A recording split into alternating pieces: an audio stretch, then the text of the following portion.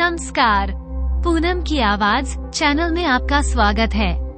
दोस्तों, आज हम आपको सुनाएंगे एक ऐसी रानी की कहानी जो अपने ही ससुराल में नौकरानी बनकर रहती थी।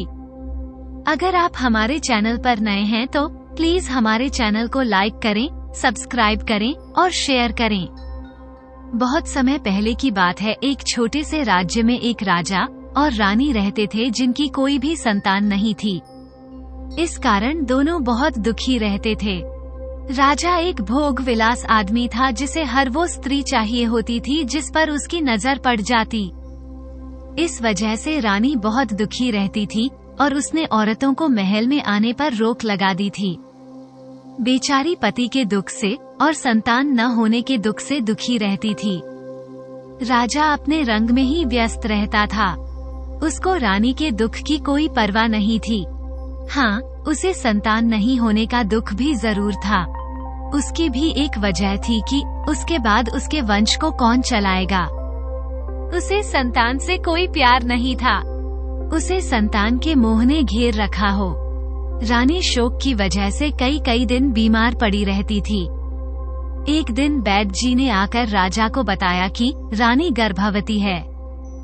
ये सुनकर के राजा के साथ साथ पूरे महल में खुशी छा गई।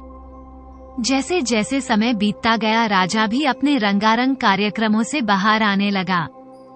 8 महीने बाद ही रानी ने एक खूबसूरत सी कन्या को जन्म दिया। राजकुमारी बहुत ही ज्यादा खूबसूरत थी।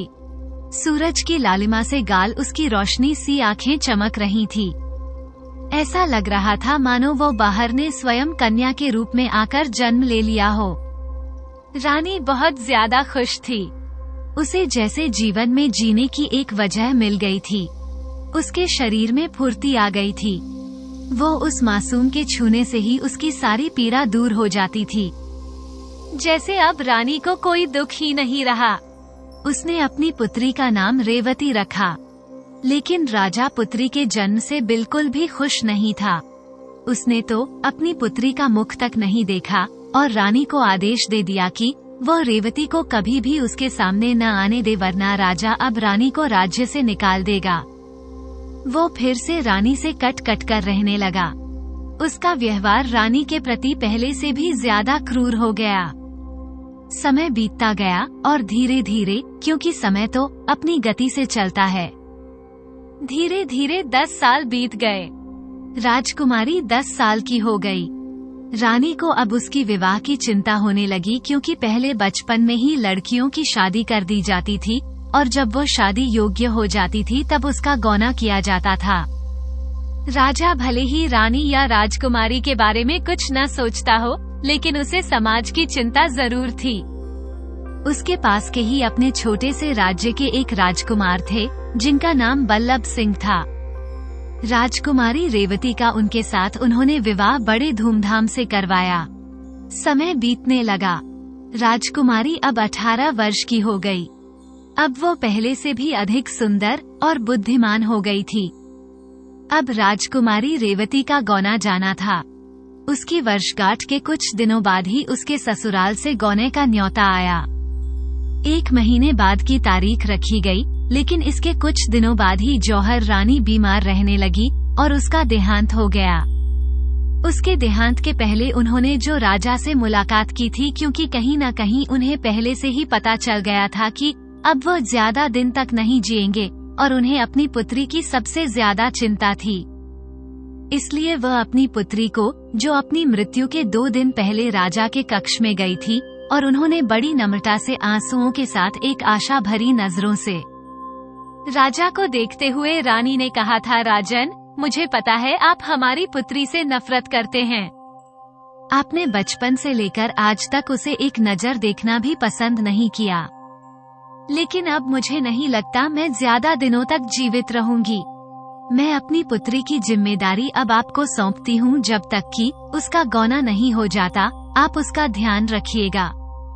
उसके गौने की धूमधाम में कोई कमी न छोड़िए। बस मेरी आपसे यही आखिरी विनती है।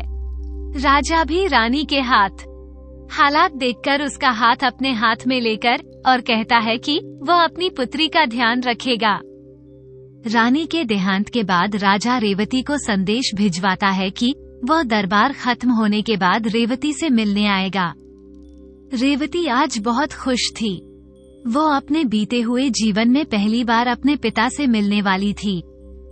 राजा रेवती के कमरे में आया और उसे आवाज लगाई।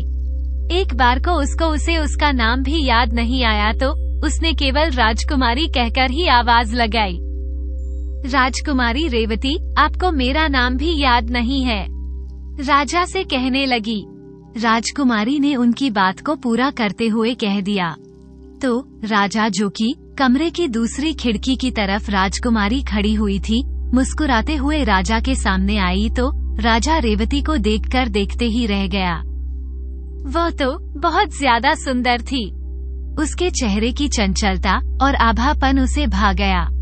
उसने आज तक इससे सुंदर कन्या आज तक नहीं देखी थी। वो शायद भगवान की अब तक की सबसे सुंदर रचना थी। उसे विश्वास ही नहीं हो रहा था कि ये खूबसूरत कन्या जो उसके सामने खड़ी है, यह वो उसकी पुत्री है जिससे वो जन्म से ही नफरत करता है। वो अपनी नजरें उस पर से हटा ही नहीं पा रहा था, लेकिन उसकी आंखों में पिता का प्रेम नहीं, एक तरह का लालच छलक रहा था। वो उसको देखते ही अपने होश खो बैठा। उसके मुंह से एक भी शब्द नहीं निकला और उसके कमरे से निकलकर बगीचे में आकर बैठ गया। उसकी आंखें अब कुछ और देखने के लिए तैयार नहीं थी। कान कुछ और सुनना नहीं चाहते थे। दिमाग कुछ सोच नहीं पा रहा था। पूरा दिन बीत गया। राजा उस रात सोया भी नहीं और यह अचानक ये रात कुछ भयानक सी उसे प्रतीत होने लगी। राजा के दिमाग में कुटिलता घर कर रही थी। वो अपनी मनुष्यता से भटकने लगा।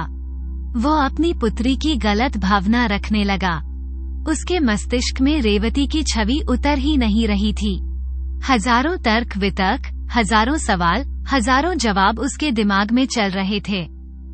इधर राजकुमारी रेवती अपने पिता के व्यवहार से परेशान थी, क्योंकि उसे अपने पिता के चेहरे पर जो भाव दिखे ही नहीं कि वह अपनी बेटी से मिलने आए हैं। उनके चेहरे पर तो वे भाव थे जो एक लोभी पुरुष के चेहरे पर किसी सुंदर स्त्री को देखने पर मिलते हैं। एक लालची सुनार को खुद के घर में ही जैसे ढेर सारा सोना मिल गया हो। आज राजा ने सुबह उठते ही साथ में अपने नौकर को आवाज लगाई और उसे बग्घी तैयार करने को कहा। राजा नहा धोकर तैयार हुआ और एक महात्मा के आश्रम की ओर चल पड़ा। वो अपने साथ एक नौकर को भी लेकर गया जो कि बग्घी हाँकने वाला था। राजा महात्मा के पास गया और हाथ जोड़कर उनके पास बैठ गया। महात्मा जी कहने लगे, क्या हुआ राजन, आज यहाँ कैसे? क्या कोई गंभीर समस्या है? राजन ने कहा, नहीं प्रभु, बस एक उलझन में हूँ। तो महात्मा ने कहा, बताओ क्या उलझन है? राजा कहने लगा, प्रभु, यदि किसी ने आम का पेड़ लगाया हो और उसकी दिन रात सेवा की हो और कई वर्षों बाद उसे में फल आए और जिसने वो फल लगाया है, क्या वो उसके फल किसी और को देने के बजाय स्वयं नहीं खा सकता? अगर वो स्वयं खा ले तो यह क्या कोई अपराध होगा, या इसके लिए कोई जो निंदनीय या दंडनीय होगा? महात्मा कहने लगे, नहीं राजन, ये सत्य नहीं है। इसमें किसी प्रकार का कोई अपराध नहीं है। उस पर तो आपका हक बनता है। इतना कहकर राजा ने कहा, धन्यवाद महात्मा जी, आपने मेरी सारी उलझन खत्म कर दी। और वो महात्मा से विदा लेकर अपने राज्य वापस आ गया। राजकुमारी अपने पिता से बात करने के लिए उनके महल में ढूंढती है, लेकिन उसे पता चलता है कि उसके पिता कहीं बाहर गए हैं। राजा के आने पर राजकुमारी रेवती नौकर को भेजती है। वो राजा को संदेश दे कि राजकुमारी उनसे मिलना चाहती है, परंतु राजा राजकुमारी से मिलने के लिए साफ मना कर देता है। पूरा दिन बीत जाता है। शाम के समय राजा एक संदेश लिखकर नौकर के हाथ उस राज्य में भिजवाता है जिस राज्य के राजकुमार से रेवती की शादी हुई थी। नौकर संदेश लेकर पहुंच गया। उसे वहां पहुंचने में एक पूरा दिन लगा। वो रात को उसी राज्य में रुका और दूसरे दिन दरबार लगते ही महल में पहुंच गया। संदेश सबके सामने पढ़ा गया। वो नौकर भी जब संदेश पढ़ा जा रहा था तो वहीं महल में मौजूद था।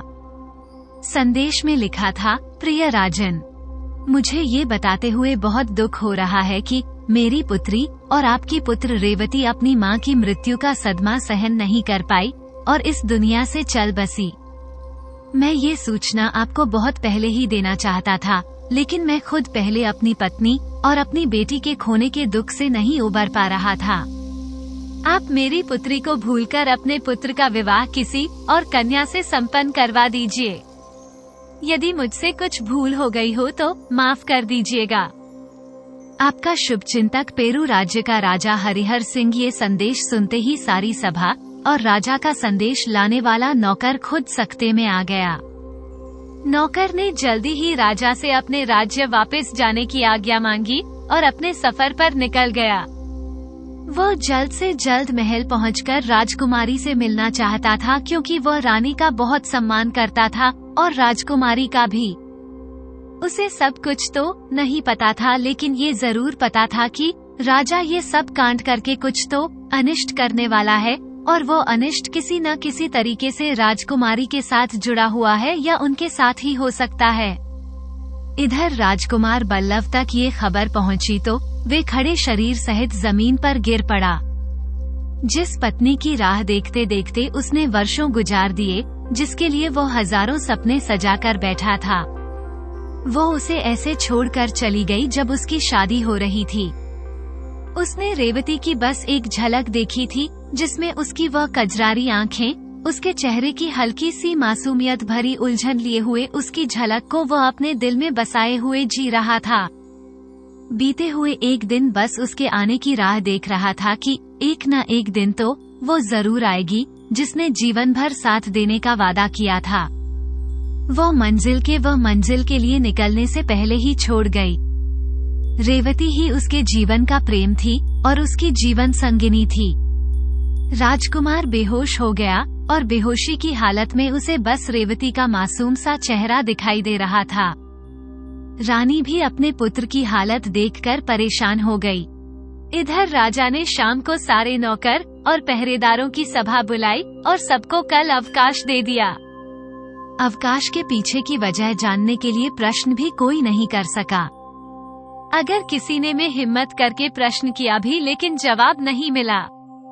और दूसरी तरफ राजा ने राजकुमारी को संदेश भेजा कि कल हम राजकुमारी से मिलेंगे। पूरा दिन गुजर गया। नौकर आधी रात में पेरू पहुंचा। अब रात उससे काटे नहीं कट रही थी। तभी दरवाजे पर खट खट हुई। नौकर, जिसका नाम श्रीधर था, उसने दरवाजा खोला तो देखा उसका बड़ा भाई खड़ा था। तो वो कहने लगा, सुना तुम अभी आए हो, इसलिए मिलने चला आया क्या भैया? उसका भाई कहने लगा, इतनी रात को क्यों मिलने आ गई? सही से नींद नहीं ले सकते थे? कल महल में काम पर भी जाने के लिए समय से कैसे उठोगे? उसका भाई हंसने लगा, नहीं भाई, कल काम पर नहीं जाना है। राम जाने क्या वजह है, लेकिन कल राजा ने महल के सारे नौकरों और पहरेदारों की छुट्टी कर दी है। कल किसी को काम पर नहीं जाना है। ये सुनकर श्रीधर बहुत सख्ते में आ गया।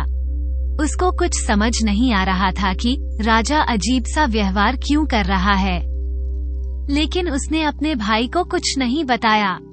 दोनों ने कुछ देर बातें की और फिर उसका भाई अपने घर चला गया। श्रीधर का सफर भी थकान तो उसके सफर में हो गई थी और आंखों में लेकिन नींद नहीं थी। वो सूर्य उदय से पहले ही घर से निकलकर महल की ओर गया हुआ।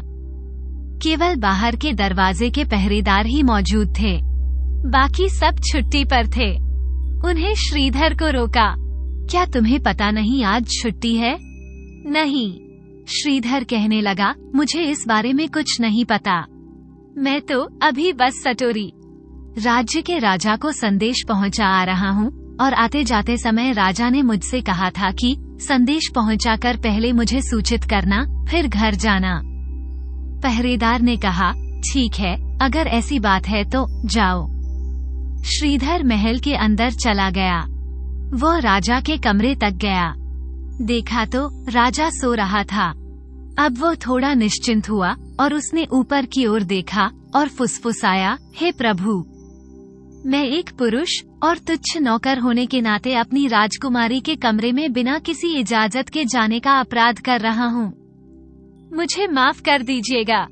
इतना कहकर वो राजकुमारी के कमरे की ओर मुड़ गया। वो दरबार हाजीपुर पहुंचा तो देखा कि राजकुमारी सोई नहीं है। वो अपनी खिड़की के पास उदास खड़ी है। श्रीधर कमरे के कोने में रखे फूलदान से एक डंडी निकालकर राजकुमारी की तरफ फेंकता है। इससे राजकुमारी चौंक जाती है और पीछे मुड़ती है तो देखती है कि एक नौकर सिर झुकाए उसके कमरे के दरवाजे पर खड़ा है। उसे बहुत गुस्सा आता है। वो गुस्से में चिल्लाने ही वाली होती है कि श्रीधर बोल पड़ता है, राजकुमारी, मैं आपसे हाथ जोड़कर माफी मांगता हूँ। मुझे भी बहुत शर्मिंदगी हो रही है अपनी इस करतूत के लिए, जिसके बोझ से मेरी नजरें जमीन में गड़ी जा रही हैं। परंतु ये बहुत आवश्यक था। ये सुनकर राजकुमारी रेवती उसके पास आती है और धीमी आवाज में बोलती है, बताइए काका। श्रीधर अपनी नजरें नीचे ही रखता है और बोलने लगता है, मैं आपकी माँ का बहुत सम्मान करता था राजकुमारी। मेरे पिताजी उनकी शादी के समय उनके कहर के रूप में यहाँ आए थे और यहीं बस गए। यदि बहुत जरूरी नहीं होता तो मैं ऐसे चोरी छिपे यहाँ आने की गुस्ताखी कभी नहीं करता। राजकुमारी बोली, हाँ बोलिए तो। श्रीधर ने महात्मा की बात से लेकर अब तक की सारी कहानी राजकुमारी को बता दी और बोला कि बताना मेरा फर्ज था। अब मैं आपसे विदा लेता हूँ। ऐसा कहकर श्रीधर चला गया। राजकुमारी की आंखों से मोतियों की तरह आंसू बह रहे थे। वह तो इस बात को सुनकर ही जो भौचक्की थी कि उसके पिता ने उसकी ससुराल में ऐसा संदेशा क्यों भिजवाया। तभी उसके दिमाग में सारी बातें इकट्ठा होने लगी। वो खुद को उस आम के पेड़ के फल से जोड़ने लगी और अपने पिता को उस माली के रूप में देखने लगी। जल्दी उसे अपने पिता की मंशा का ज्ञान हो गया। उसे उसके पिता की आदतों के बारे में उसकी माँ ने पहले ही बता रखा था। लेकिन वो इतना गिरा और नीच हो सकता है, उसकी सोच इतनी गंदी हो सकती है, यह उसे पता नहीं था कि अपनी ही पुत्री के साथ वो ऐसा गलत करने की सोच सकता है। वो स्वयं उसके लिए नरक और ऐसे ही पीड़ा के द्वार स्वयं खोल रहा था। रेवती सिर पर रोए जा रही थी। वो अब एक पल भी हुआ नहीं रहना चाहती थी। कहाँ जाएगी, क्या करेगी? बस यहाँ नहीं रहेगी। अपने मन में तरह तरह के उसके विचार आ रहे थे। अब उसने अपने दिमाग में एक योजना बनाई।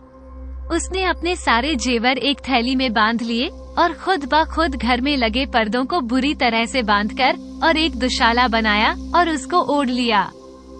टूटी आत्मा, घायल दिल, बिखरा हुआ आत्मसम्मान और आंखों में आंसू लिए मुख्य दरवाजे पर पहुंची। अंदर से आवाज आई, कौन हो तुम और अंदर क्या कर रही थी और अब कब आई? आज तो सबका अवकाश था।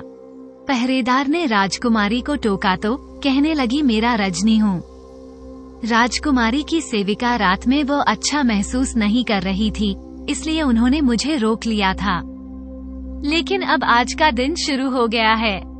राजकुमारी ने बोला है कि यदि मैं अब भी उनके साथ रुकी तो राजा इसे अपने आज्ञा की अवहेलना समझेंगे और इसके लिए मुझे भारी दंड भी दिया जा सकता है।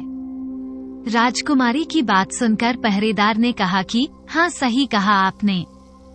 वो कितनी ही राजकुमारी कितनी अच्छी और समझदार हैं, सबके बारे में सोचती हैं। चलो ठीक है, तुम जल्दी से यहाँ से चले जाओ।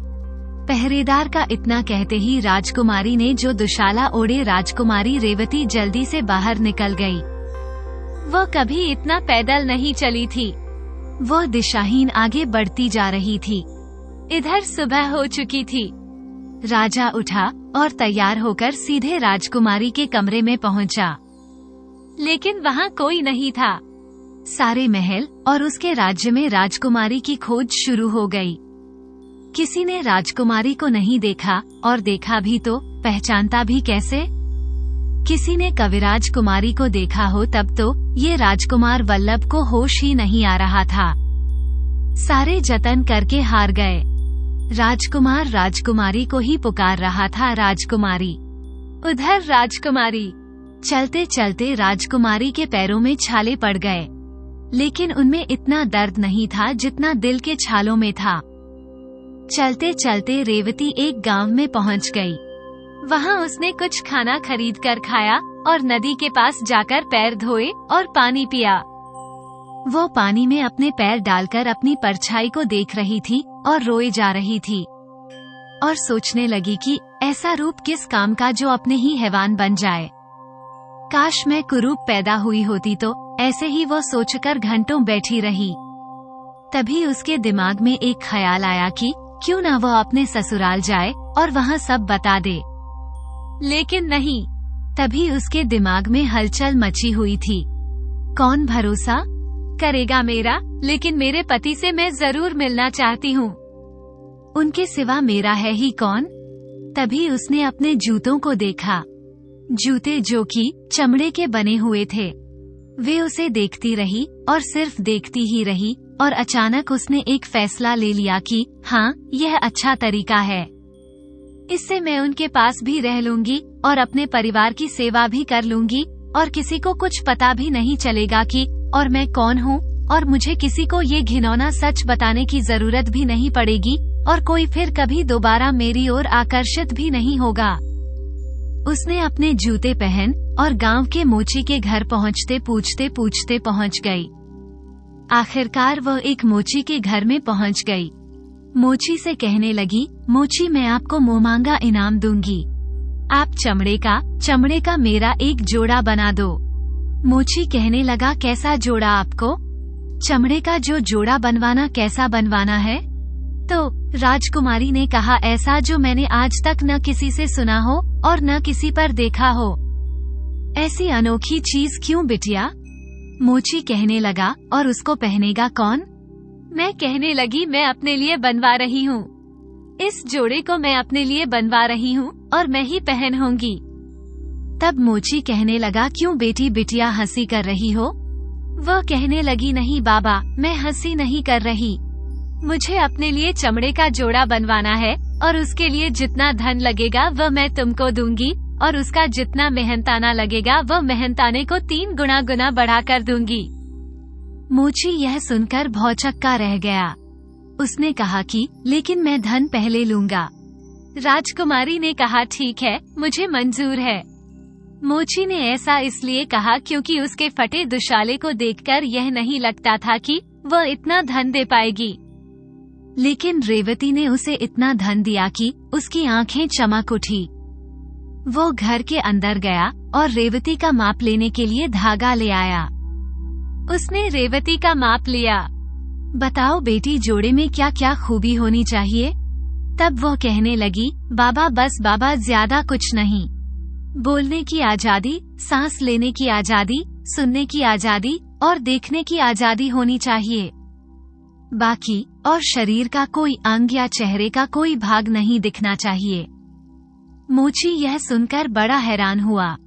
लेकिन इतना धन जो उसे पूरी जिंदगी भर काम करने से नहीं मिलता, इसके लिए वह किसी भी बात और सवाल से जो नहीं पूछना चाहता था और जोड़ा बनाने के लिए तैयार हो गया। उसने मदद के लिए 3 और मोचियों को बुलाया। जब तक जोड़ा बन नहीं जाता, राजकुमारी मोची से उसके ही घर में रहने की आज्ञा मांग ली। उधर राजकुमार को होश आ चुका था, लेकिन अब वो सुबह उठता और बिना कुछ खाए पिए जंगल की ओर चला जाता। वहाँ बैठकर वह सुबह से शाम तक आकाश को निहारता और अपने विरह के गीत गाता, जो दुखी होकर गीत गाने लगा। इधर 5 दिन बाद राजकुमारी रेवती का चमड़े का जूड़ा पूरी तरह से मजबूती के साथ बनकर तैयार हो गया। राजकुमारी रेवती ने जोड़ा पहना तो वो इतना बढ़िया बना था कि वो मोची के काम से बहुत खुश हुई। उसने उसको कुछ और सिक्के दिए और मोची से विदा ली और पैदल ही तोरी राज्य के लिए निकल पड़ी। रास्ता काटने के लिए भी वो दुख भरे विरह के गीत गाती जा रही थी। चलते चलते उसे रास्ते में बहुत से लोग मिले। कुछ उसकी रागनी और गीतों को सुनकर रो देते कि बड़ी दुखिया है, बड़े सुंदर दुखी मन से गीत गा रही है। कुछ उसके अजीब से कपड़े और उसकी बदबू से उसके पास से नाक बंद करके निकल जाते। लेकिन इन सब से वो बहुत खुश थी कि चलो यही तो वो चाहती थी कि लोग उससे दूर रहें। तोरी पहुंचने में राजकुमारी को 2 दिन लगे। वो वहां पहुंचकर एक सराय में गई, लेकिन उसकी कुरूपता को देखते हुए मालिक ने उसे निकाल दिया। उसने पूरी रात एक पेड़ के नीचे गुजारी। दूसरे दिन वो राजमहल के बाहर पहुंची तो राजा से मिलने की प्रार्थना करने लगी। वो जोड़ा जो उसने पहन रखा था, उसमें से चमड़े की बदबू आ रही थी। कोई उसके पास भटकना नहीं चाहता था, लेकिन वो राजा से मिलने की जिद पर अड़ी रही, जिसने राजा को मजबूर कर दिया और उसे दरबार में बुलाने पर राजा ने उसको बुला लिया। उसने मस्जिद पहुंचते ही राजा को प्रणाम किया और उनके राजमहल में काम करने के लिए मांगने लगी। राजा उसे देखकर हंस पड़ा और कहने लगा कि मेरे राज्य में नौकरों की कमी नहीं है जो मैं एक अजीब सी बदबू वाले कपड़ों वाली लड़की को अपने राजमहल में नौकरी पर रखूंगा। और रही यही बात ही तो तुम मुझे बाहर से ही कह देती। मंत्री से मैं बोल देता तो तुम बोल देती तो यहाँ तक आने की जिद ही नहीं होती। न हमारा समय बर्बाद होता और न ही तुम्हारा। तब राजकुमारी कहने लगी, महाराज मुझे आपसे ही काम चाहिए, मुझे बदले में कुछ नहीं चाहिए। बस 2 शर्तें हैं, 2 वक्त की सूखी रूखी सूखी रोटी। तभी सब हंसने लगे। रोटी तक तो ठीक था, लेकिन यह अदना सी जो लड़की अब राजा से शर्त रखेगी। महाराज मेरी आपसे विनती है। और रेवती गिड़गिड़ाने लगी। इस पर महाराज को दया आ गई और उन्होंने उसे जानवरों के बाड़े का काम दे दिया। उन्हें खिलाना पिलाना, गोबर फेंकना और गाय भैंसों को चराने ले जाना। वो उसे महल के अंदर का कोई काम नहीं देना चाहते थे, क्योंकि वो काली कलूटी भद्दी सी थी और ऊपर से ऐसे बदबू वाले कपड़े पहन रखे थे। तो राजा ने कहा, छठी के बता वो अपनी शर्त हमारे साथ सब सुनना चाहते हैं। राजकुमारी कहने लगी, महाराज मेरी शर्त नहीं आपसे और इस राज्य के सभी लोगों से विनती है। पहली शर्त, कोई कभी मेरे कपड़ों को लेकर या इन्हें उतारकर कुछ भी पहनने को नहीं कहेगा। दूसरी शर्त, आप मेरे द्वारा की गई पहली 11 गलतियों पर सिर्फ मुझे कोड़े बरसाए। न आप मुझे काम से निकालें और न ही कोई और सजा देंगे। राजा कहने लगा, मुझे मंजूर है, अब जाओ और अपने काम पर लग जाओ। दरबार का समय ज्यादा बर्बाद मत करो। वो महल से बाहर बाड़े तक आ गई और उसने देखा कि राजकुमार वहाँ पर खड़ा है। अपने पति को ऐसे सामने खड़ा देखकर उसके आंसू निकल पड़े। कलेजा मुंह तक आ गया। वो जाकर उनके पैरों में गिर जाना चाहती थी और बता देना चाहती थी कि वो मरी नहीं, जिंदा है। तभी राजकुमार ने उसकी तरफ देखा और उस आदमी की तरफ मोड़े जो उससे पूछ रहा था कि वे कौन हैं। उसने इशारा करके रेवती को बुलाया। लड़की इधर आसपास खड़े लोगों में खुसर पुसर चालू थी, जैसे कितनी अजीब और भद्दी है ये। राजा ने कैसे इसको काम पर रख लिया। जो भी सुना, और इसने शर्त भी रखी है। हाँ श्रीमान, बोलिए, आपने मुझे क्यों बुलाया है? राजकुमारी ने कहा तो वो कहने लगा, तेरा नाम क्या है? राजकुमार वल्लभ जानना चाहते हैं। उसने अपनी नजरें राजकुमार की तरफ घुमाई और देखती रह गई।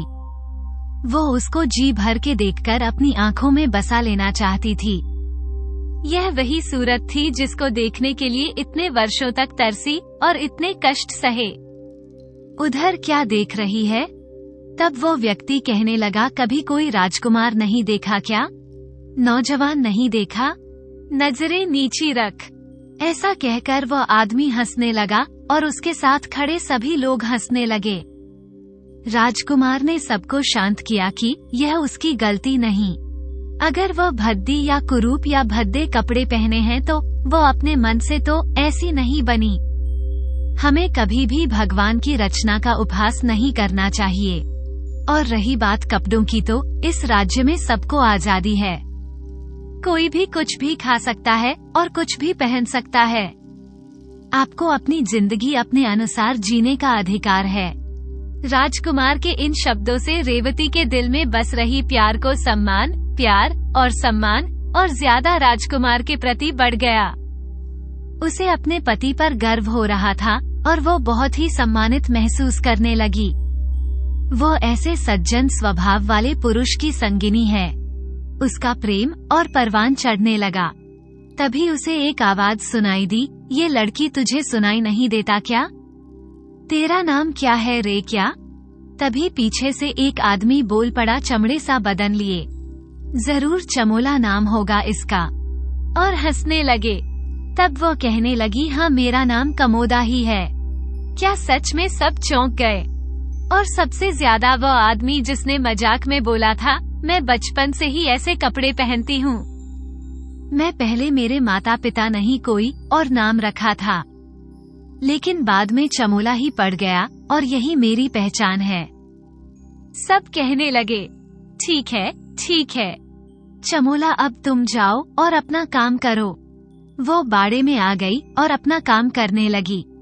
दिन बीते, सप्ताह बीतते और महीना करते करते वो दिल लगाकर मेहनत गीत गाती और बुद्धि, वाणी और काम करके लोगों ने उसके गीतों को सुना भी।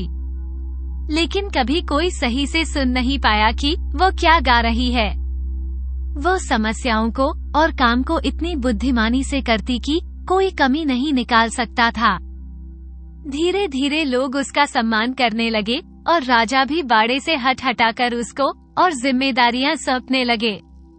वो पूरे दिन बस इसी ताक में काम करती कि कब, कहां, कैसे उसे राजकुमार दिख जाए और उसका एक और दिन सुखपूर्वक बीत जाए। वो अपने काम में बहुत खुश थी कि वो हर एक चीज से खुश थी। यहाँ दूसरी तरफ उसके पिता के राजा राज्य में रेवती को ढूंढकर परेशान हो गया। उसको कहीं नहीं मिली। वो किसी तरह की घोषणा भी नहीं करवा सकता था कि कोई उसे ढूंढ कर लाए, क्योंकि किसी ने कभी रेवती की एक झलक भी नहीं देखी थी। कुछ दिनों बाद राजा को अपनी गलती का एहसास हो गया। उसका मन वासना से इतना भर गया, इतना बड़ा पाप करने जा रहा था। उसे अपने आप से घिन आने लगी और अपने मन में आत्मग्लानि महसूस होने लगी। वो खुद से नफरत करने लगा। उसे खुद से ज्यादा पापी कोई नहीं लगता था। इस संसार में वो खुद पर कोड़े बरसाता, सारी रात जागकर काटता। उसकी जिंदगी में बस एक ही मकसद रह गया। वो अपनी बेटी को ढूंढकर उसके पैरों में गिर जाएगा और नाक रगड़कर उससे माफी मांगेगा। यदि वह इस जन्म में अपनी बेटी से माफी मांग पाया तो उसकी आत्मा को सुकून मिलेगा और वह चैन से मर पाएगा। नहीं तो मृत्यु के बाद भी वो इस घिनौनी सोच और अपराध की अग्नि में जलता रहेगा। रेवती की मृत्यु के समाचार को अब 1 साल होने को आया था। राजकुमार शादी के लिए तैयार ही नहीं थे। उनका कहना था कि शादी जीवन में एक बार होती है और प्रेम भी जीवन में एक बार होता है। मेरी शादी हो चुकी है और भले ही मैंने उसके साथ वक्त नहीं बिताया, लेकिन मुझे उसी से प्रेम है और क्या पता मुझ में ही कुछ दोष हो। तभी तो वो मुझसे अलग हो गई और यहाँ मुझे अकेला तड़पने के लिए छोड़ गई। क्या पता मैं इस बार किसी और से विवाह करूं और वो भी मर जाए। परंतु राजा रानी पर इस बात का कोई प्रभाव नहीं पड़ा। वे लगातार अपने बेटे के लिए राजकुमारियां देखते रहे। राजकुमार के अभी भी पहली पत्नी से प्रेम और विवाह के इनकार के बाद उड़ते उड़ते समाचार कमोदा तक भी पहुंचा। वो प्रेम और भावुकता से गदगद हो उठी। वो अभी जाकर बल्लभ को सारा सत्य बताकर उसके आगोश में समा जाना चाहती थी, लेकिन वो रोने के सिवा कुछ नहीं कर सकती थी और उसने वही किया। वो एक कोने में बैठकर रोने लगी और अपने नसीब को कोसने लगी। शायद वो पैदा ही बदकिस्मती लेकर हुई थी। दिन बीतते गए और आखिरकार बल्लभ के माता पिता को बल्लभ के लिए एक लड़की पसंद आ गई और इस बार उन्होंने बल्लभ की एक नहीं सुनी और विवाह तय कर दिया। विवाह की खबर कमोदा तक पहुंची तो वो गुस्से से आग बबूला हो गई। आंखें क्रोध और कभी न थमने वाले आंसुओं से भर गई। उसने ठान लिया था कि अब वो शादी नहीं होने देगी। लेकिन कैसे? बिना सच्चाई बताए कैसे एक औरत कोई भी दुख बर्दाश्त कर सकती है? अपने पति को अपनी आंखों के सामने किसी और का होता नहीं देख सकती। यह उसके लिए ऐसा है जैसे वह जलती अग्नि में खड़ी हो, और शरीर तो जैसे झुलस रहा था, लेकिन मौत नहीं आ रही थी। वो पूरा दिन पूरी रात रोती रही। दूसरे दिन उसे सुबह दरबार में बुलाकर बुलाया गया तो उससे कहा, चमोला। राजा ने कहा, जैसा कि चमोला, जैसा कि सबको पता है जो काम तुम्हारी देखरेख में होता है वह एकदम सही तरीके से होता है। तो राजकुमार बल्लभ की शादी में जो छोटे मोटे काम होंगे जैसे खाना, कपड़ा, ये सब तुम्हारी जिम्मेदारी पर होंगे। ऐसा सुनकर चमोला को महसूस हुआ जैसे उसको उसी की अर्थी जलाने की जिम्मेदारी दे दी जा रही हो, लेकिन तब भी उसने हाँ में गर्दन हिलाई और चली गई। शादी की तारीख अगले हफ्ते की थी। वो उस डर से कि ज्यादा देर हो गई तो राजकुमार बगावत न कर बैठें, इसलिए उसकी शादी बहुत जल्दी तय कर दी गई। चमोला किसी तरह रो रो कर दिन काट रही थी। आखिर वो मनहूस दिन आ ही गया। जिस दिन शादी होनी थी वो सुबह से ही गुस्से में थी। सुबह सुबह कुमार घड़ी लेकर चनोदा के पास पहुंचा।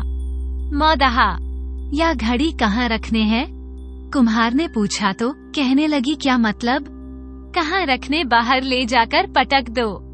राजकुमार ने कहा, क्या बात कर रहे हो? होश में तो हो। चमोला कहने लगी, जो कह रही हूँ वो करो।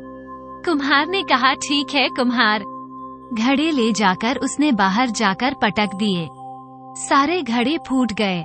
अब वो मंत्री जिसे सारे विभाग की जिम्मेदारी मिली हुई थी, उसने ये सब देखा तो सकते में आ गया कि यह क्या कर रहे हो? तुम सब पागल हो गए हो क्या? तब कुम्हार कहने लगा कि हम क्या पागल हुए हैं, हमें ऐसा चमोला ने करने को कहा। ऐसा सुनकर वह मंत्री चमोला की शिकायत लेकर राजा के पास गया और राजा को बहुत गुस्सा सुनकर बहुत गुस्सा आया। वो चमोला पर बरस पड़े। यह क्या हरकत है? चमोला ऐसे ही काम करोगी? मैं तुम्हें तुम्हारी इस हरकत के लिए राज्य से निकाल भी सकता हूँ, लेकिन तुम्हारी शर्त की वजह से मैं चुप हूँ। चमोला ने कहा, महाराज मुझे माफ कर दो, थोड़ा गुस्सा आ गया था, बस बार बार। अब मैं ऐसा नहीं करूँगी। बार बार पूछ रहा हूँ कि क्या करूँ इसका? कुम्हार ने कहा तो उसने बोल दिया था कि बाहर ले जाकर पटक दो, क्योंकि मुझे गुस्सा आ गया था और कुम्हार मुझे बार बार मुझे टोके जा रहा था कि क्या करूँ क्या करूँ। इसलिए मैंने गुस्से में बोल दिया कि बाहर पटक दो। मंत्री चमोला की इस गलती के लिए उसको 30 कोड़े मारे जाएं और इस पर बेदर्दी से कोड़े बरसाए गए। चमड़े का जोड़ा पहने होने की वजह से चोट तो थोड़ी, चोट से थोड़ी बचत तो होती थी, लेकिन पूरी तरह नहीं। उसने राजा के पैरों में गिरकर माफी मांगी कि अब ऐसा कुछ नहीं होगा। राजा भी बोला ठीक है और चला गया। कुछ देर बाद तेली तेल के मर्तबान लेकर चमोला के पास आया।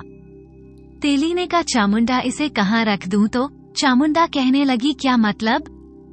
कहाँ? राजा के यहाँ शादी के पहले शगुन के लिए तेल महल के पीछे की नालियों में बहाया जाता है। चमोला कहने लगी, तुम पागल हो गए हो क्या? तुम सब चुप करो, जो मैं कहती हूँ वो करो। तेली ने कहा, ठीक है, तुम्हें ज्यादा पता है, हम तो बाहर के हैं, जैसा कहोगी वैसा करेंगे। उसने सारा तेल नाली में फेंक दिया। जब एक नौकर ने ये सब देखा तो मंत्री को बुलाकर लाया। इस पर इस बार मंत्री गर्जकर राजा के पास चामुंडा की शिकायत लेकर गया और सारी बात बताई। चमोला को बुलाया गया, फिर से बहस हुई। सवाल चमोला का जवाब तैयार था कि जो इस तरह था ये तेल लेकर आए और पूछ रहे थे कि क्या करूं क्या करूं। अब आप ही बताएं, तेल का क्या करते हैं? रसोई घर में रखते हैं ना। राजा का चेहरा गुस्से में लाल पड़ गया। तो जो भी तुम्हें सही से बात करनी चाहिए थी। मंत्री ने चमू को 40 कोड़े मारे जाएं। राजा ने मंत्री को चमोला को सजा देने के लिए बोला।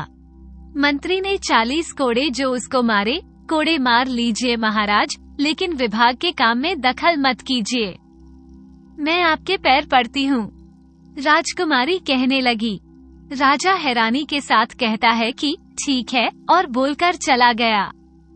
चमोला कोड़े खाकर फिर से काम में लग गई।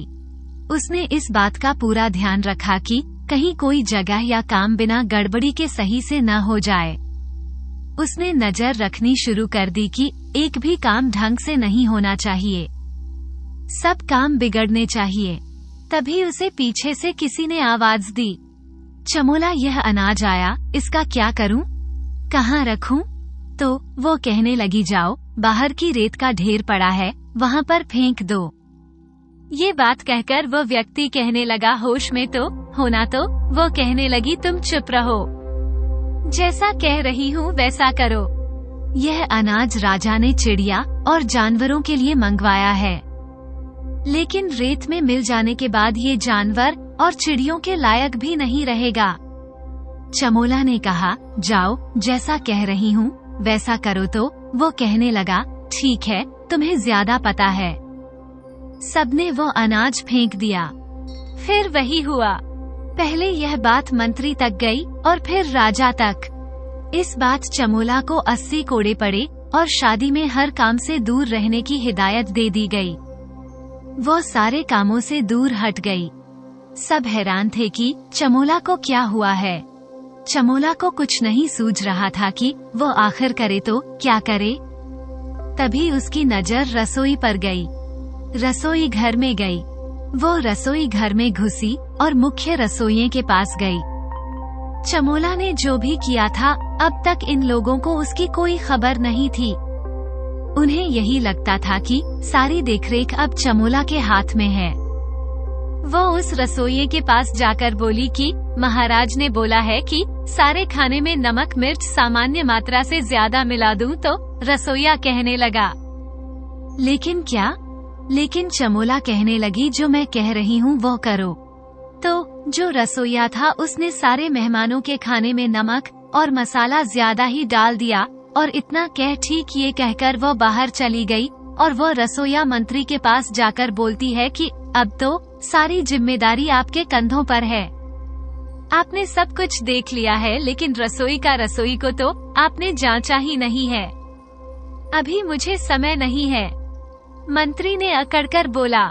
चमोला अपनी जो योजना में सफल थी, वो कहने लगी, हाँ, जब सब लोग खाना खाना खराब कर देंगे और राजा आपसे पूछेंगे अपने रसोइये को क्यों कुछ नहीं बताया, तब आप यही बोल देना, मेरे पास तो समय नहीं था देखने का और मैं तो मेरी शर्त की वजह से बच गई। लेकिन आपको राजा राज्य से निकालने के पास कोई वजह नहीं होगी। इतना सुनते ही मंत्री डर गया और वो रसोई घर की तरफ रुक कर ही वाला था। तभी चमोला बोल पड़ी, आप इतनी तकलीफ क्यों उठा रहे हैं? मेरे पास आसान उपाय है। मैं उन सबको थोड़ी देर के लिए यहीं बुला देती हूँ। आपका भी समय बच जाएगा और राजा से भी आप बच जाओगे। मंत्री ने कहा कि ये ठीक है, मुझे समझ नहीं आ रहा था कि तुम मेरी सहायता क्यों कर रही हो। खैर, जो भी अच्छा है, जाओ बुला कर ले आओ। चमोला रसोई घर में गई और बोली, चलो सबको, मंत्री जी ने बुलाया है सबको। लेकिन क्यों? वे लोग पूछने लगे तो वे कहने लगे कि मंत्री जी ने बुलाया, सबको चलना है। रसोइये ने कहा कि ठीक है, मैं उनसे जाकर बोलती हूँ। महाराज के सामने रसोइये न आने से मना कर रहे हैं तो वे कहने लगे, नहीं नहीं चमोला, ऐसा मत करो। ठीक है, हम सब चलते हैं। और वे कहती है, तुम सब चलो, मैं आती हूँ। ऐसा करके वे रसोई घर में रुक गई और जितना मसाला और नमक था उसने सारे खाने में मिला दिया और बाहर आ गई और मंत्री के पास आकर खड़ी हो गई। मंत्री ने महाराज से कहा, महाराज, जाकर सारा खाना थोड़ा थोड़ा यहाँ भेजूं। मैं चक्कर देखूंगा। जो रसोई घर का महराज था उसने कहा कि ठीक है, आप चक्कर क्यों देखेंगे? महाराज तो शाही रसोइये हैं, इतने वर्षों से काम करते आ रहे हैं, आप इनके बनाए भोजन पर शक करेंगे। चमोला ने घबराते हुए कहा, महराज का तो आज तक नाम है, खाना बनाने में मुझे अपना काम मत सिखाओ। चमोला खुद का काम तो होता नहीं है। मंत्री अकड़कर बोला, महाराज खाना लेकर आई। मंत्री ने चम्मच से सब्जी उठाकर खाई और जमीन पर उगल दी। क्या बनाया है इतना तेज नमक और मसाला तेज। ऐसा कहते हुए मेहराज ने सब्जी खाई तो उसने भी उसे उगल दिया। मैंने तो चमोला के कहने पर थोड़ा सा मसाला डाला था, लेकिन इतना ज्यादा कैसे हो गया? क्या मतलब? चमोला के कहने पर मंत्री ने कहा, हाँ यही आई थी बोलने की। महाराज के मेहमानों के खाने में नमक और मसाला तेज डालना है। मंत्री चमोला की तरफ घूर कर देखता है और गुस्से में लाल चेहरे के साथ राजा के पास जाता है और उसे सारी बात बताता है। अब राजा के क्रोध की इस बार सीमा पार हो गई और वह रसोई और चमोला पर भड़क पड़ता है। इस बार चमोला को 200 कोड़े और रसोइये को 50 कोड़े पड़ते हैं। इस बार वो कराहकर दर्द से बिलख उठती है और राजा के हाथ जोड़कर माफी मांगती है। राजा को एक बार फिर दया आ जाती है और वह उसे फिर माफ कर देता है। लेकिन इस बार चमोला को महल से बाहर रहने के लिए बोला जाता है। चमोला उदास होकर उसी दोपहरी में पेड़ के नीचे बैठी होती है। तभी उसको शाही दर्जी आता हुआ दिखाई देता है, जो शायद राजकुमार बल्लभ की पोशाक लेकर जा रहा था। चमोला ने सामने तंबू से एक भाग फाड़ा और उसे लपेटकर तेजी से दर्जी के पास गई और उसका धक्का दे दिया और हाथ से पोशाक लेकर भाग गई। उसने उसे कुछ दूर पर बने कीचड़ से बड़े खड्डे में फेंक दिया और अपना दुशाला दूसरी तरफ कोने में छुपा दिया और सामने से ऐसे गुजरी जैसे उसे कुछ पता ही नहीं है।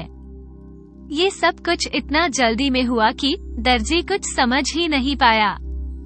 ये खबर राजा तक पहुंची तो राजा परेशान हो गया। लेकिन ये तय हुआ कि राजकुमार अपनी पहले की पोशाक पहनकर ही जाएंगे। बारात तैयार हो गई, दूल्हा सज गया, बारात निकली। चमोला भी उन गांव वालों की बग्घी के साथ होली, जिससे उनकी करतूतों के बारे में कुछ पता नहीं था। बारात 2 दिन में पारसौल राज्य में पहुंची, जहां की राजकुमारी सुमेधा से राजकुमार बल्लभ का विवाह होने वाला था। इधर चमोला इस आशा से पारसौल आई थी कि वो यहाँ कुछ न कुछ करके विवाह तुड़वा देगी। वो कुछ भी करने को तैयार थी। तभी उसे एक उपाय सूझा। बारात में कोई लड़की नहीं आई थी, सिर्फ चमोला अकेली थी। इसका फायदा उठाकर वो महल की ओर निकल गई। उसने एक साड़ी ली और उसे पहन लिया। उसे पहनकर वह अन्य सभी दासियों के साथ अंदर चली गई। राजकुमारी को आज रात्रि में विवाह के लिए तैयार करने वाली थी तो वो सबसे बचती बचाती जो गुसलखाने तक पहुंची।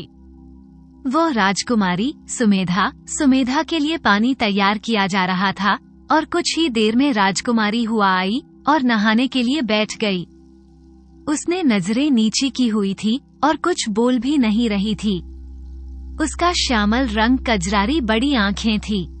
ऐसा रूप जो किसी का मन मोह लेने में ज्यादा समय नहीं लेता, लेकिन चमोला को तो उसकी सौतन के रूप में ही दिख रही थी, जिससे उसे नफरत थी। तभी वह एक दासी के पास जाकर कहने लगी, क्या बहन, मेरा भाई तोरी का रहने वाला है? बता रहा था राजकुमार बहुत अधिक सुंदर है। वो जरूर राजकुमारी के सांवले रंग के कारण उसे विवाह के बाद अपनाएगा नहीं। बेचारी राजकुमारी दूसरी दासी कहने लगी, हाँ बहन, ये बात तो सच है। क्या बेचारी राजकुमारी? अब तो कुछ नहीं हो सकता। हाँ हो तो नहीं सकता, लेकिन मेरे पास एक उपाय है। तुम सबको अपनी राजकुमारी से सच में प्रेम है तो तुम सब सच में उसका भला चाहती हो तो बताओ। सब दासियां कहने लगी, हाँ बहन बताओ तो ठीक है। सुनो, ये लेप लो जो कि सिर्फ एक मुल्तानी मिट्टी का लेप था। ये साध कोई साधारण लेप नहीं है, गहरे से गहरे रंग को भी निखार देता है। इसको राजकुमारी के शरीर पर मल दो। फिर खौलते पानी से नहलाकर मूंज एक तरह का सूखा पौधा होता है, उसकी पत्तियां उसके शरीर पर रगड़कर उसके सांवलेपन को धो दो। दासियां खुश हो गई। कुछ ने तो ये भी सोच लिया था कि राजा से इसके लिए बड़ा इनाम भी पाएंगी। सब जैसे कमोदा ने बताया था, सबने वैसा ही किया।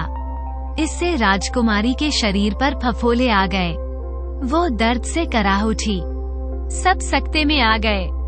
चमोला को ढूंढते ढूंढने लगे, लेकिन उसका तो कहीं अता पता नहीं था। उसे पता था कि राजकुमारी बीमार पड़ जाएगी और रुक जाएगा। उसके विश्वास के साथ वो घर से तोरी की ओर निकल पड़ी थी, लेकिन यहाँ कुछ ऐसा नहीं हुआ। दासियों ने किसी को कुछ नहीं बताया। उन फफोलों पर लेप लगाकर उसी पर कपड़े पहना दिए। राजकुमारी दर्द से कुछ बोल नहीं पा रही थी और चुंदड़ी से उसका चेहरा भी ढका हुआ था। वह बस करा रही थी। सबको लगा शादी के बाद परिवार से अलग होने के दुख में वो रो रही है। शादी हो गई, सारी रस्में हुई। इस दौरान उसके सारे फफोले फूट गए और उसके कपड़े उसके घाव से चिपक गए। शादी पूरी हुई, विदाई हुई। सफर भर में उसकी हालत और ज्यादा खराब हो गई।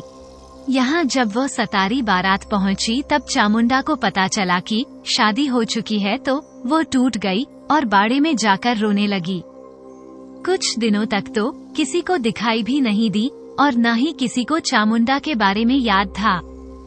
उधर राजकुमारी सुमेधा की हालत बिगड़ती जा रही थी, लेकिन राजकुमार बल्लभ इसके बावजूद भी उससे मिलने नहीं गए। कई वैद्य आए, लेकिन कोई सुमेधा को ठीक नहीं कर पाया। विवाह के 3 बाद उसकी मृत्यु हो गई। इससे राजकुमार और ज्यादा टूट गया। अब वो अपने पिता के पास गया और बोला, मैंने बोला था ना, मुझ में ही दोष है। देखा ना क्या हुआ, आपने मुझे सुमेधा की मृत्यु का भी भागीदार बना दिया। इस पाप का बोझ लेकर मैं कैसे रहूंगा? आज से मुझसे कोई भी मेरे विवाह को लेकर चर्चा नहीं करेगा, वरना मैं इस राज्य को छोड़कर चला जाऊंगा। राजकुमार फिर से अपने पहले वाली दिनचर्या पर कायम हो गया। वो रोज जंगल जाता और पूरा दिन बिताकर रात में घर आ जाता। इधर चामुंडा को ये सब समाचार मिला तो वो बहुत ज्यादा दुखी हुई। उसने अपने स्वार्थ के लिए एक निर्दोष की हत्या कर दी। वो स्वयं को इस पाप के लिए कभी माफ नहीं कर पाएगी। महीने बीत गए, घाव भरने लगे, बातें भूलने लगे। लो चमोला हर रोज की तरह गाय और बाकी जानवरों को चराने के लिए जंगल के पास के तालाब में लेकर गई और उसका हर रोज का था कि वो उन जानवरों को चरने के लिए छोड़ देती और खुद आसपास सबको देखकर तालाब में नहाने चली जाती। रोज की तरह आज भी उसने जानवरों को चरने के लिए छोड़ दिया और नहाने चली गई। इसी बीच राजकुमार अपना गीत गा रहे थे और हमेशा की तरह जानवरों की आवाज उनके ध्यान को भंग करके उनके सगुन में खलल डाल रही थी। आज उसने उठने की ठान लिया और वह आज चामुंडा से बोल देगा कि वह जानवरों को जंगल के दूसरे हिस्से में ले जाया करे। वो चामुंडा से बात करने के लिए उठकर आ ही रहा होता है कि उसके कदम रुक जाते हैं। वो धीमे पांव आगे बढ़ता और देखता है, चमोला कपड़े पहन रही है। वो बस उसके हाथ देख पाता है। बाकी उसके देखने तक तो वो पूरी तरीके से इस जोड़े को अपने ऊपर से बांध चुकी होती है। उसके हाथ मलाई से भी गोरे थे। ऐसा कैसे हो सकता है?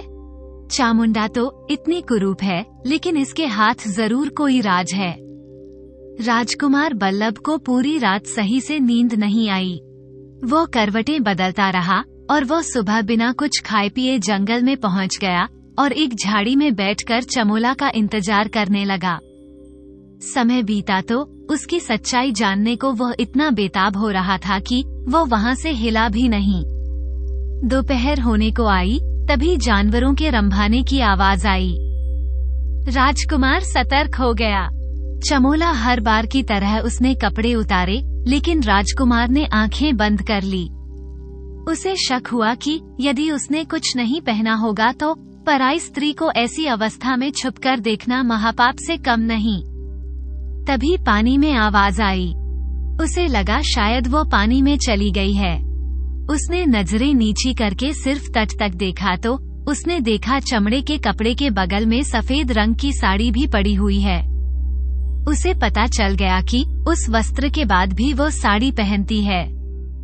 वो झाड़ी से नीचे से धीरे धीरे निकलकर चला गया और ये दिन भी बीत गया।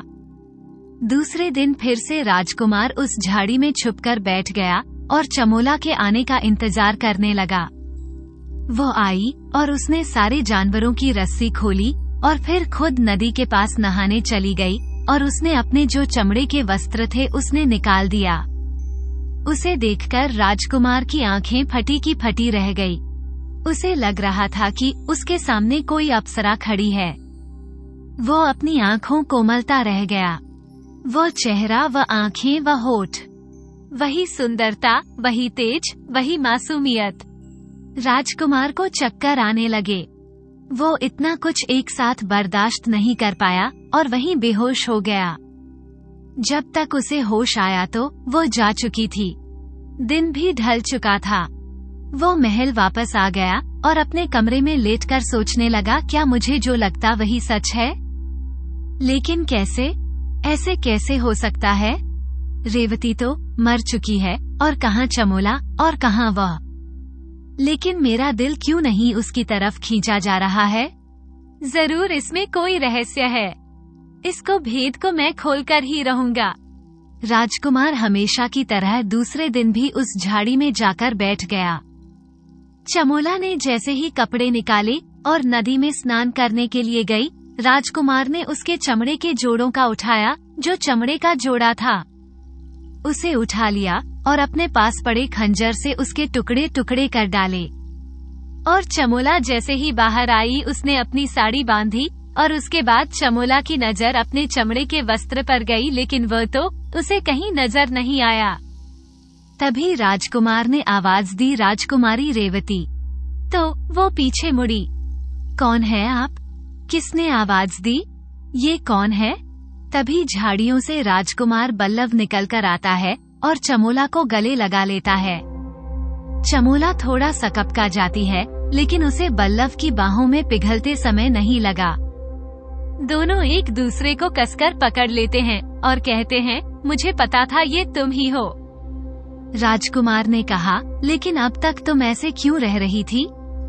कितने जुल्म तुम पर, और अगर तुम जिंदा थी तो अपनी मृत्यु का संदेश क्यों भेजा? लेकिन चमोला सिर्फ रोए जा रही थी। उसने बल्लभ को कसकर पकड़ रखा था।